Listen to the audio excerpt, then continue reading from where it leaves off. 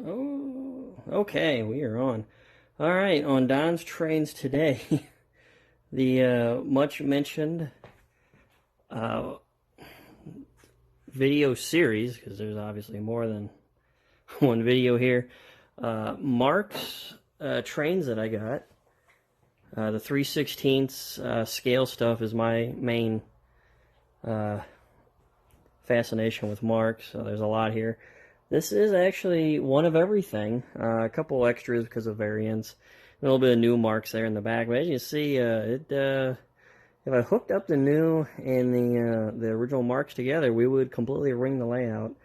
But yeah, well, I'm gonna go ahead and split this up a little bit. Not exactly sure how many parts yet. I imagine at least two, just so we got time to like focus on stuff and the videos aren't insanely long. We'll start with the original stuff, then move into the new stuff, and then I'll talk about a couple interesting things here and there. So, thanks for tuning in.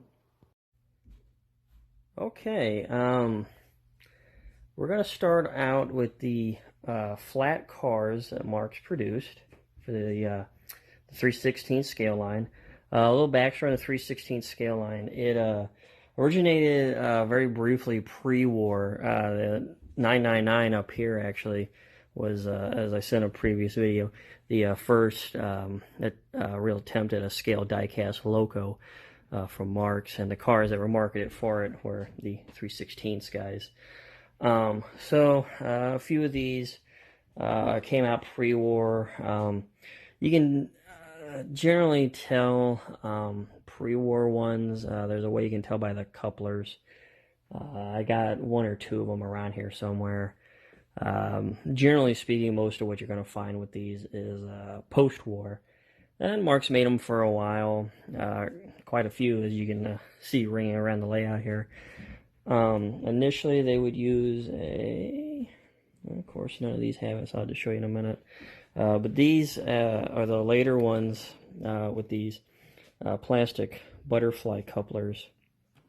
The other nice thing too for it is they got a slot in there, so you can actually hook up tab and slot couplers to these, which is when I get to the new Marks, I'll show you when they redesigned the metal butterfly couplers on those for the new production stuff there in the 90s. They actually put that into the plastic ones, or sorry, the metal ones, which was quite ingenious. It's a weird thing because Marx was big on interchangeability, so it was always weird to me that that was not a thing that occurred during actual production. But anyways, I'll shut up and talk about some cars. The flat cars for the 3/16 line are kind of hard to find. Here we have the C&O. Generally, you're going to find them, this one's got a reproduction wood load. Generally, you're going to find them with a wood load, a pipe load. Rather rarely, you will see them without a load at all. No stakes, nothing. Some of the real early ones also, instead of using these little, whatever you want to call them, little things there, they actually put holes in here and would hold them by spring, which was something that a lot of the earlier Marx cars would use, but very rare on these. You don't see it too often. And then the final load was literally sticks. Every once in a while, you'll see them come up for sale. It's kind of a hard thing to prove the truthfulness and honesty of it really being such a thing, because it's like, hey, it's a stick. How do I really prove this is a real stick from Louis Mark's backyard, kind of thing?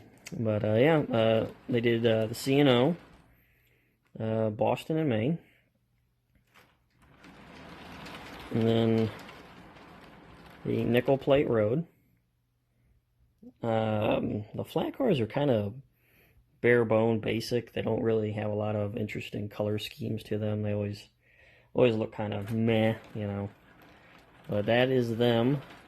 Those are the three road names they offered. Here you something a little more colorful: the Shell tank car and the City Services tank car. These you don't really see too often with the metal butterfly. There you can see it. And then there's the plastic one. Plastic was very late in the game they introduced those, so it seems to me that most of these two tend to be later production.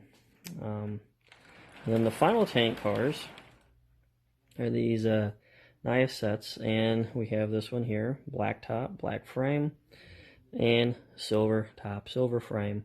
There's a lot of weird variations you'll come across in these Marx cars. As you can see too, the body on this one's kind of a different shade from this, a little more bronzy, I guess you could say, than the silver there. But yeah, that is flat cars and tank cars. We'll rearrange the layout. We'll be right back.